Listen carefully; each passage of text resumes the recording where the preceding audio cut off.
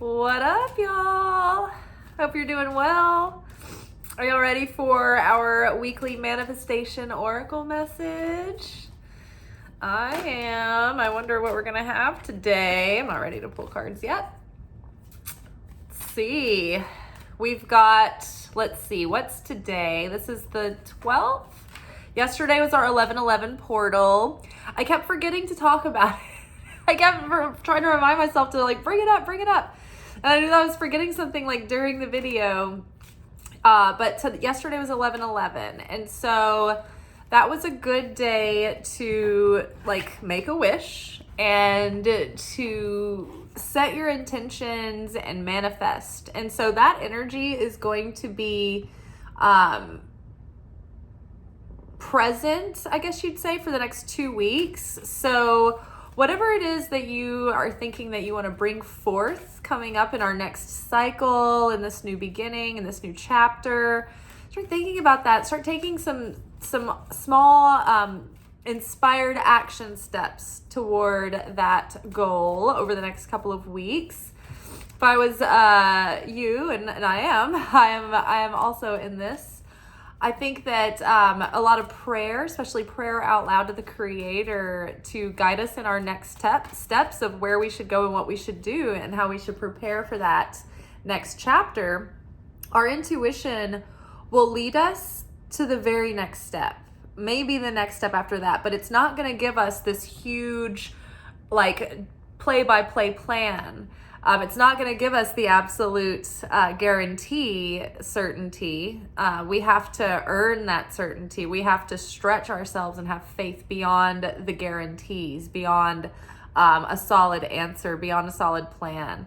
So we're always being asked to sort of step out in faith, and that's why we're given these little whispers of one next step and one thing to do next. And when we listen to that guidance and we acknowledge it, we're grateful for it, and we act upon it, then we get more. And so 2 things that we should be doing is praying and expecting our prayer to already be a done deal, and pray in the attitude and feeling of thanksgiving. Because if it wasn't a reality for you in some stream of consciousness, on some dimension, on some plane somewhere, if that wasn't already a reality, then it wouldn't be a sincere and authentic desire within your heart. So on some dimension, in some plot line, on some timeline, it's already a done deal for you. Some version of you is already living out that reality. And it's just about listening to that guidance to meet us there and bridge the gap. Oh, y'all, our favorite card. Yay, a new dawn. The worst is behind you, and new and positive experiences are on the horizon. So I'm so excited. I really take a lot of comfort in this card when it shows up. It's never led me astray. I've been facing, I've faced some big, scary uncertainties that were looming in the distance in my life. And this card kept coming up during those times to tell me that everything was going to be okay. And there was no guarantee that it was going to be okay. And it could have been really, really not okay. But I just kept clinging to the hope that it wasn't a bunch of BS. And the worst really was behind me. And it really was, you guys. This card did not let me down. The angels are not trying to mess with us or get our hopes up or let our guard down just to, throw a banana peel in our path and watch us slip on it, right? The worst really is behind us. Capricorn, let's see what is happening. So next week on the 11 to 19, I think it's November 19th or 20th, Pluto officially stations in Aquarius.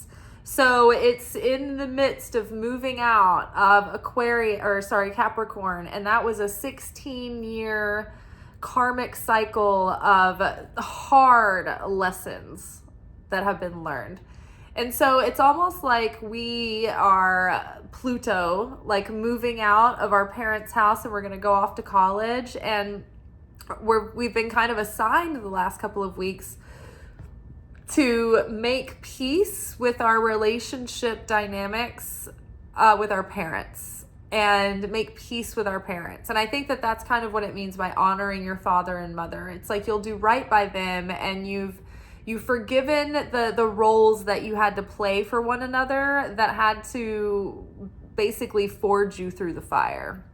So all the challenges that you've had in your life with your parents, it's like those were designed to build you into the person that you are now. And knowing that the worst is behind us, it's like, okay, we can have a new start. We can have a fresh start. We can put the past behind us and let go of the old stories, let go of the anger and the blame and the bitterness and all of that, and just move forward, with a new start, to have new relationships with our parents and with other people and with life. And so just bringing that, coming to peace with it. And I say that because, so Capricorn is the father of the zodiac, and Pluto is moving out of the house of Capricorn into the house of Aquarius, into it, like from Capricorn into Aquarius. So it's like moving out of dad's house, moving out of our father's house, just like Abraham did when he left the beliefs of his father's tribe and his lineage and his ancestors. They were pagan oriented, and he founded the Abrahamic religions, which are the ones we know today that are Christianity, Judaism, and Islam. So Abraham had to go outside of his father's limited consciousness, and he had to go against the traditions and norms and beliefs of his family in order to establish his own awakening and follow his own soul and his own authenticity and his own truth and his own inner guidance, which led him to the ultimate, truth and ultimate inner guidance. So that's sort of like the energy. It's like we're moving out of the patterns that we were given in our early childhood, the things that we witnessed, the things that we had like trauma about that ingrained us with these like unconscious defense mechanisms and limiting beliefs or interconflicting desires and things. So we've been dismantling all of those and those beliefs that were projected on us, and the conditioning of our family and society, and then like whatever range of codependency we might have had at home with our parents and enmeshment and all of that. Like we've been undoing it all so that we can have a fresh, awakened consciousness that is actually one that reflects our authentic self and not what has been layered and layered and layered upon us over our lifetime. So that 16-year karmic cycle is coming to an end, and Pluto's moving into Aquarius, which feels like a teenager going off to college. It's like it's going off to like new innovations and to reinvent the self and to rediscover the self and to do things for humanity. And it's like that college student that wants to go join the Peace Corps, and like they believe that they're gonna like make their mark on this world, and they're optimistic and they're not like beat down by life's bitterness and disappointment yet, right? So that's kind of the vibe of this week too with the Zohar. It's like returning to that belief, that childlike optimism that gives you hope, right? That's takes you back to a time before you were cynical, before you were guarded. And we are returning to that sense of like youthful optimism and hopefulness, but we are donning all of the wisdom and experience and discernment that we have gained up until now. So the worst is behind us. The karmic cycle is over. Half the things in our life that we fucked up because of our own stupidity, like we know better now, right? So we've got a better chance at starting fresh and doing things differently. But we have to show up and start doing things differently. And it does take practice. That's why we've been in this quiet, sort of slow start liminal space. And we're going to kind of continue to finish out the year in a gentle pace. And then new things will start emerging at the beginning of next year and probably a lot in the spring. So worthiness is also something that we need to be working on right now, which goes hand in hand with that parent healing. When we have a mother wound or a father wound, particularly the mother wound affects our self-worth. The father wound, like, it's masculine, right? So even though it affects our emotions, it manifests in the way that we show up in the world, how we behave, how we act, how we share, how we show up to life. If we have discipline, if we have drive, consistency, those masculine aspects. The mother wound, however, affects the way we feel about ourselves. And it may give us shame and guilt. And so that affects our self-worth. Like, I don't deserve, I'm not worthy. You know, those are the repercussions of shame and guilt being thrown at you. You feel like you're not worthy or that you don't deserve. So that will actually close us off as a vessel from receiving. We literally will do things like, no, please, you know, oh, no, you go first. And it just always becomes that whole, no, not me. Everybody else deserves except for me. And so then it becomes a hindrance in your ability to receive.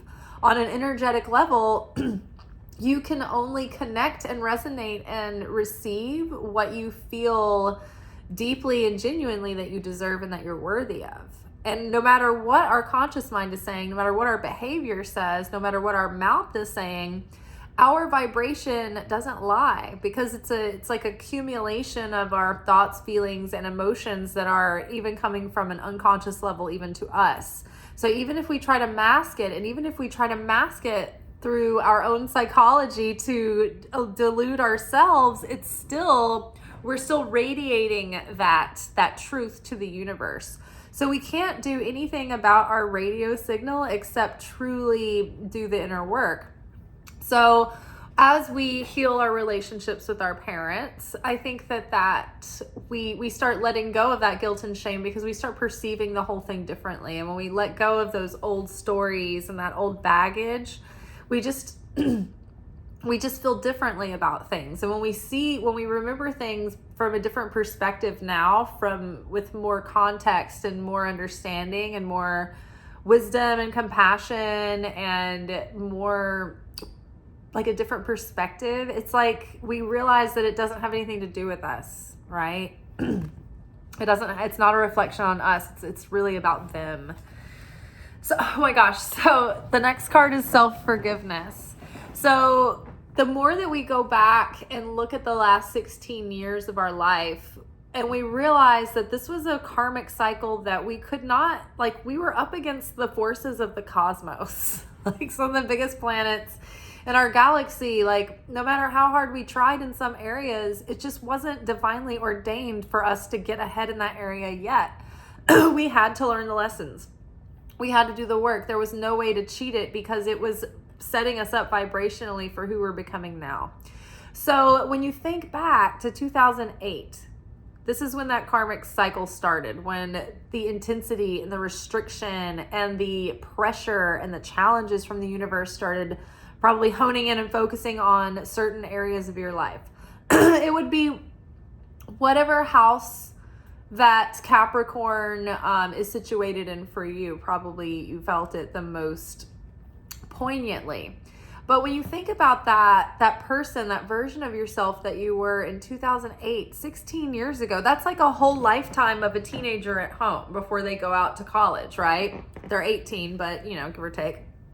And so again, this comparison is so like it's perfect to me to kind of think about this. And so now it's like we are sort of having that reawakening and that redefining of self and that reinvention of self, where we're like, oh, we're claiming our own and becoming more sovereign. And in a way, like, again, like that teenager that's going off to college and has like, all the moxie and the spit and vinegar, the piss and vinegar, going off to school, feeling like, they're on top of the world, like they've got it all figured out, We're kind of like getting in that like excitement again, because we're starting to merge with the higher self, and we're starting to feel like we're leaving behind the old way, and we're going into like this up-leveled version of thinking and living and having our being in the world.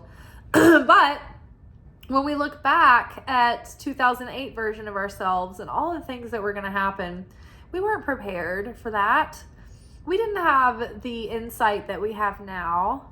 We didn't have the context of what was happening to us. We didn't know that we were in a karmic cycle and what that really meant and what it was going to actually look like and how it was going to just endure and keep going on and feel like this is just life, right? Life is just sort of shitty, right? It's kind of what it felt like. We didn't know. We had no idea what was happening, and we didn't know how to face things. We didn't have the spiritual tools. We didn't have the faith, the strength in our faith. We didn't have the resilience, and the understanding and the compassion. And so we can when we look back like that and we're like, wow, this version of myself was basically helpless, defenseless. This wave of chaos is coming, and heartbreak and despair and disappointment. And you're like, you don't even expect it. You have no idea what's coming. You're just excited. You just think everything's going to work out fine. You think if you show up and you do your best and you're your true self and you live in your truth and you go against all odds and like stay true to you and really do your best, you think that the pieces are going to fall into place. And that has not been the experience that we were promised in all the movies and all the shows and all the culture and all the, the generations that came before us. Some, especially the baby boomer generation, they just had different circumstances. Things were easier. They could buy a $10 house and a 1 cent, ticket to the movies. And now it costs like a fortune to go to the movie. I don't even go to the movies. Like, I went to dinner once this year. I mean, like, it's crazy. So it's a different world. It's a different time. And we had all these unreachable expectations put on us. And at the same time, it seems like everybody else around us was just fine. No challenge. Just had some easy, straightforward career that they did fine in. Married the person out of college. Everything just sort of like, kept on. So unless it's like there's these really dramatically different groups of people, it feels like, the people that just kind of had it easy and just like went along. I call those non-playable characters. And then there are the people who had the spiritual awakening and are like, holy shit, does anybody realize what's happening around us at any given moment? Like, what? Oh my God, the world is on the brink of oblivion, y'all. So there's the spiritual people that have been going through it. And then there's the people that have been going through it that don't have the spirituality or the context, and they have no idea. And those are the people that have gone insane and have probably, turned to substances and all kinds of things and, antidepressants because they probably don't know why things have been so hard. So, which brings us to now, it's like, oh my gosh, we can finally look back and think, I did the best I could. Right? I didn't know that there were these like unavoidable things, this unavoidable fate that was going to pull the rug out from under me no matter how hard I tried, no matter how right I did it, no matter how courageous or authentic you were. Some of the things that like blew up in your face, that wasn't your fault. It was always meant to be that way. Sometimes the Creator puts us in these tests and it's like the situation itself was unavoidable. We were always going to be going into that situation and into that scenario and playing out these things. But the test is how you meet that moment. How you navigate through that is sometimes free will and sometimes it's not. Sometimes you're like set up to fail and that you were always going to fail. But the test is how do you carry that afterwards?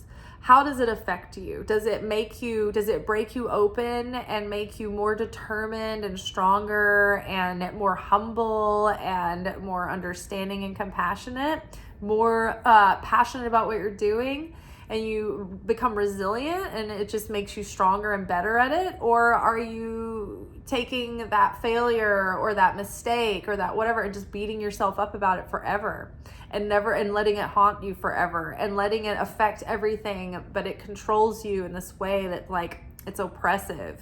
You're controlled by this fear that you don't want to ever repeat that thing again, right? So, sometimes the test is just, can we fail forward? Can we learn from what we just went through and have regret and remorse and then use that feeling of disappointment or despair or remorse, to actually use that as that spiritual catalyst, that for the alchemy that changes that negativity into love and creation and support and compassion and determination. Right? So it's the hard times, it's the confusing times, it's the uncertain times that offer us the most opportunity. Those are the most precious times to feel the presence of the Creator in a way that you don't when you're just happy-go-lucky and everything's fine. Those moments are the moments that give you the chance to test your faith and stretch your faith and test your mettle, right? And awaken spiritually. It's like those are the times where we evolve and we become more, we become stronger. Not when, things are super easy and going our way and we have all the answers and everything's guaranteed, right? That doesn't take a lot of courage or conviction or know-how or grit when you have like every step of the way guaranteed and mapped out and like, people holding your hand the whole way. I had a fucking man at a table a few weeks ago that was like traveling alone, I guess, and he was like looking for stuff to do. And he was asking me about like things, and I mentioned the park. He was like, "Oh, the park," and he was like, "What kind of park is it?" And I was like, "It's like a wildlife reserve. There's a lot of like trails and stuff, and like paths and everything." And he was like, "Well, are there gonna be snakes?" And I was like, "Yeah, I mean, sometimes there are." And like they're out there. And he was like, "Was there anybody there that's gonna like protect you from the snakes or protect me from the snakes?" And I'm just like, "Sir, surprised you made it this far, sir." Yeah, no, there's no one walking with you in a park just in case there's snakes on the trail. There's not park rangers stationed along the side of the path waiting to make sure that you're safe from the snakes. I don't know how we got off on that, but evolution. Oh, yeah, the people that haven't been through enough are the people that are like adults asking if there's anybody that's going to be at the park that's going to protect them from the snakes. It's like, are you from this planet? Have you ever been in life before? Like, have you ever been to a park? Like, what do you think? Like, this is a person who is probably like in their 40s. So like, you've been through 4 decades. Like, why do you act like you've never like lived? Okay, morning affirmations. It's funny because when I was shuffling, this showed itself and I was like, I'm not ready yet, and it came out anyway. It's so funny, that always happens. It's like the cards that are come out are determined to come out. Say positive affirmations each morning to open up the gates of manifestation. Circling back to what we were talking about, praying out loud, using that vocalization of the prayer is so powerful because we share our ability to speak in common with the Creator. That gives us affinity with the light. So that in itself is very magical, very powerful. And then declaring to the Creator like how grateful you are and calling that in with absolute faith that it's a done deal, that things are going to happen. And if it doesn't happen the way that you hope and think it will, like God has a plan, like something is going to happen. And you just want to be in alignment with that divine plan for your life, right? So start like calling in blessings, speaking life into your world, speaking life into your blessings. Like maybe tell yourself in the mirror every morning, like that the things that you're going to do that day to get yourself closer to your goals. And maybe you can tell yourself things that you're going to stop doing and that you're going to cut out of your day that prevents you from meeting your goals.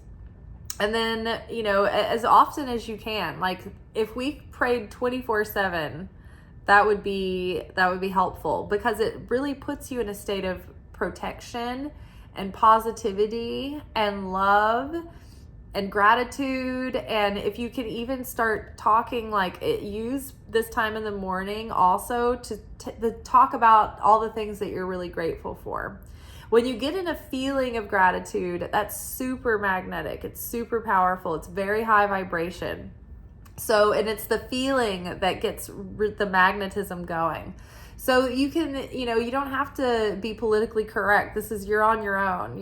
No one's listening. No one's judging you. So you don't have to try to say things that sound nice. I'm so grateful for world peace. Like, just that's not real to you. That's not going to fill your heart with like immediate like feelings. Like, think about the things in your immediate surroundings that you are really grateful for. Start with those things, and then you can move into the deeper, greater, bigger things. But don't feel like you have to say the right things so that you'll seem like a good person. I'm so grateful every night when I get into bed and I hit that comfortable position, like right when I like lay down just at first, I'm like, it's so comfortable, that first moment. I'm always grateful for that, right? That's not important, but it is to me. And it is if you have ever not slept on something comfortable, right?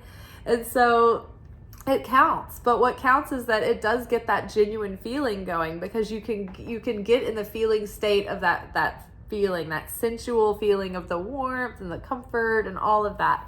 So when you're thinking about the things that you're grateful for, think about the things that entice like tangible feelings within you. That's what gets that magnetism going. And spend as much time as you want doing this all day, every day. It does nothing but help your case. So praying out loud, starting your morning with affirmations, speaking positivity into your day, telling yourself in a positive, loving way all the great things that you're going to do for yourself that day, for your future, and then all the things that are probably not good for you that you're going to try to avoid, that would be best to avoid. Let's see if there's one more card that wants to come out. In case y'all didn't think I was onto something. Father healing! Your personal power increases as you give any father-related issues to heaven. So again, your personal power increases, meaning you're more effective. You can, you're more productive. You can go out there and you're more compelling in the world. You can take action. You follow through. You stay committed and persistent to things. You have endurance. You keep showing up. It's like you have that discipline. If you think about a father like asking, like, did you do your chores? Did you show up? Did you go to your after school job on time? Like all that stuff. It's like we start becoming better at those things when we start healing the father wound. And the father wound can actually give us like this tendency to be like to fall prey to shiny object syndrome, like having like a short attention span or lack of focus or lack of discipline. It can be like a non-committalness, like a tendency to not want to commit to things or to stay diligent or devoted or focused.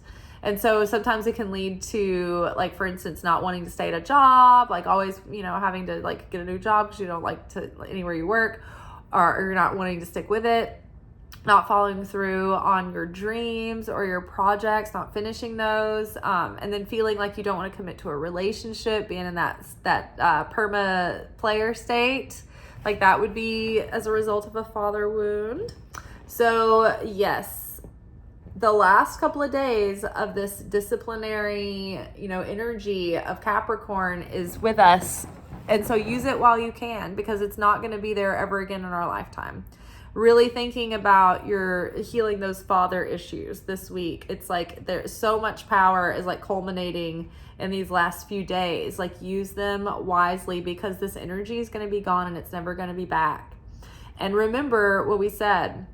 You grow the most in times of uncertainty, in times of pressure, in times of confusion. And this 16-year karmic cycle was that. And it's not going to be here ever again. So be grateful for what it did for you, what it taught you, and really try to preserve that wisdom so that it wasn't for nothing, so that it didn't go to waste, so that you can become very aware and very conscious and very awakened as to who you are and what you're made of, and who you are not, and who you are going, like what life you are creating for yourself going forward, the new future, the new timeline, the new story that we're writing for ourselves. Chapter 1 is right around the corner. All right, y'all. That is it for tonight. We'll be back tomorrow for our weekly alchemy message, where we unpack the process of how we're approaching our spiritual lessons this week. All right. Ciao. Thank you for watching. If you enjoyed this video and you got something out of it, then please give it a like. Subscribe to the channel. Turn on notifications to be notified of when I drop content. Like the videos, comment, share them. Anything that you do helps these messages get out to other people who need them. So you watching a video and taking an action on it actually makes a positive difference in someone else's life.